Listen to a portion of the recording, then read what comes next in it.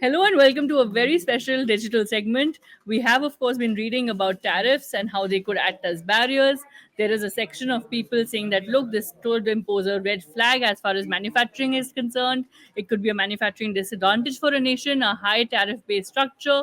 While there is another section of people saying that, look, high tariff structures or not, it is time for a fresh approach altogether to tariffs. And for those sitting at home and wondering what are tariffs, it is essentially is just a tax imposed on goods, of course, across sectors, really, from manufacturing to agriculture, imported into a country. Thank you for joining us. We have Sanchita Mukherji, senior business economist, joining us to decode this further.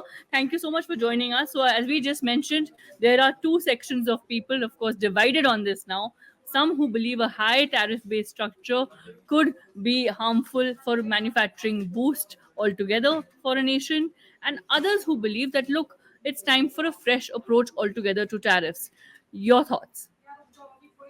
Thank you so much for having me here, Sakshi. As always, it's a pleasure. This is a difficult topic to discuss because India is a very, very diverse economy, right? So one cannot sweep it with a broad brush in terms of tariffs on imports. Now, when we say tariffs on imports, what imports are we talking about? Is it only electronics, smartphones, where there are these arguments happening, or is it food products? Is it processed food? So many, is it chemicals, components, auto ancillaries? So across the board, right? Now, when we talk about import tariffs, what do these tariffs mean? I mean, why do governments have these tariffs at all? And primarily, one has to look at it in terms of trade diplomacy, right? It's the biggest leverage that a country has when it's talking to other countries in terms of establishing a trade diplomacy. When I say trade diplomacy, it's like a give and take, right? When you're dealing with a most favored nation status, or you're a WTO member, you're having FTA agreements, trade agreements with different countries. That's when these tariff negotiations come into play as a country, right? So, for example, electronics and smartphone manufacturers might cry foul that there are a lot of, and possibly they're right, that it needs to be rationalized further because there are a lot of nuisance tariffs like 2.5%, etc., 5%, 10%, 15, 20%. It's too much. Why don't you make it a flat 0, 5, 10%? Because that makes us way more competitive than Vietnam, China, Mexico, etc. Possibly they're right. So that's when it comes to electronics and smartphones. Having said that, can you do the same with Kashmiri apples? No, you cannot. Tomorrow, if the government of India decides to remove all import tariffs to Washington, D.C. apples, where will the farmers with Kashmiri apples go? Right? So it has to be very, very nuanced. It's not a broad brush at all.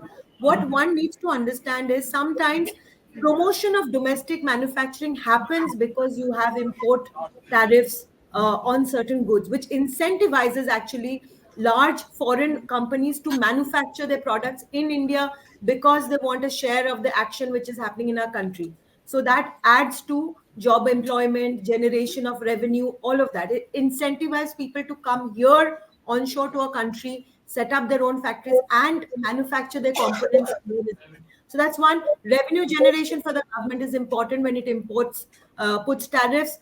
Trade balance, I already explained, and encouraging local innovation. The government actually is trying to look at every component in the supply chain system when it's talking about a make in India, not just the finished good, in terms of even innovation in the components, so that they're at an advantage with high import tariff barriers. However, having said that, this is again needs to be looked at in a very nuanced fashion, cannot be swept with a broad brush.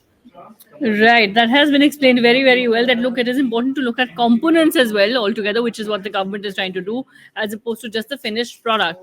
Now, there are many who are debating that, look, it is time to act soon on this fresh approach. Otherwise, India may lose out, or may sort of lose out in the race when it comes to comparisons with Vietnam, Bangladesh, Mexico, as you mentioned, and the opportunity that they have versus China may then be now going to Vietnam, Bangladesh, and so on. So many are debating this, that, look, it's time for India to act soon to make the most of this opportunity and to therefore look at a fresh approach as early as possible. Your thoughts on that? Who say Yes, that, 100%. all of those people who are saying it's time to act now. Yes, 100%. I agree with you. I think rationalizations of these tariff duties especially when it comes to components which are clearly not available in the domestic markets, wherein 2.5, 5, 10, 15, 20 is just a bit too much. One can easily look at these kind of components because think about it, our electronics and smartphone industry is growing by leaps and bounds. We have had 100% increase in exports in smartphones in FY23, and the predicted FY24 numbers look equally fascinating. It's $100 billion industry, and exports is 30% of the revenue generation in electronics and smartphones, right? So in a situation where given that just keep aside the luxury high end smartphone, the middle class smartphone is actually tapering a bit in demand. So exports become very, very crucial. And if you have to incentivize exports, then yes, one needs to look at it in a very nuanced fashion in terms of how you can rationalize the import duty on tariffs. Right. And for all those people, Sanchita, sitting at home and wondering, saying, okay, look, how does any of this impact us?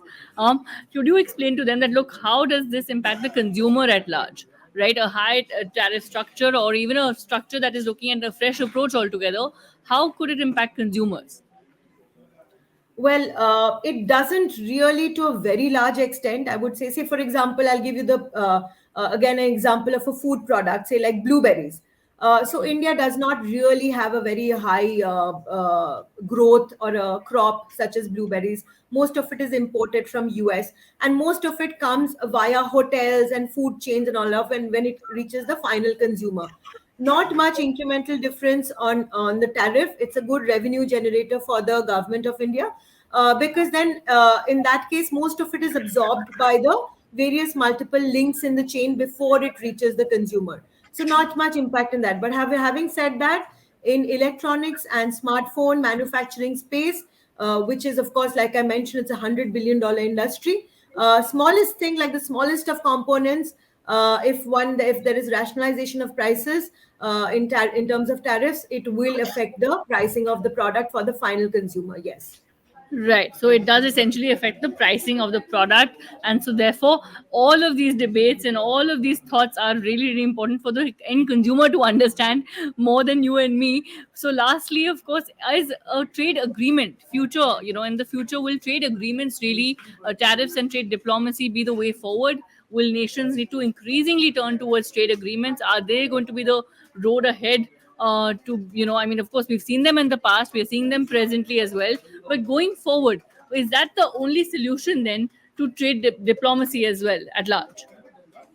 So trade diplomacy is manifold, and India has really done well in trade diplomacy. If you were to ask me, like I said, trade diplomacy is your leverage when you're dealing with other countries. So if you look at how smartly India has managed its oil basket, I mean, incredible work, because there we have trade diplomacy with various nations who are currently warring with each other, but we have managed to keep our oil basket price and the gas price really low vis-a-vis, say, Europe, wherein oil inflation is at an all-time high. So that's an example of trade diplomacy.